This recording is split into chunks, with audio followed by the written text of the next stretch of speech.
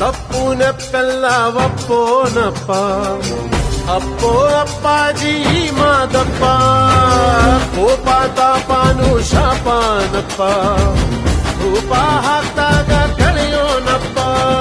ಸೇವೆಗೆ ಬಂದೀವಪ್ಪ, ಪಾಪಾನ ಸುಡಬೇಕಪ್ಪ, ಮರುಗಾ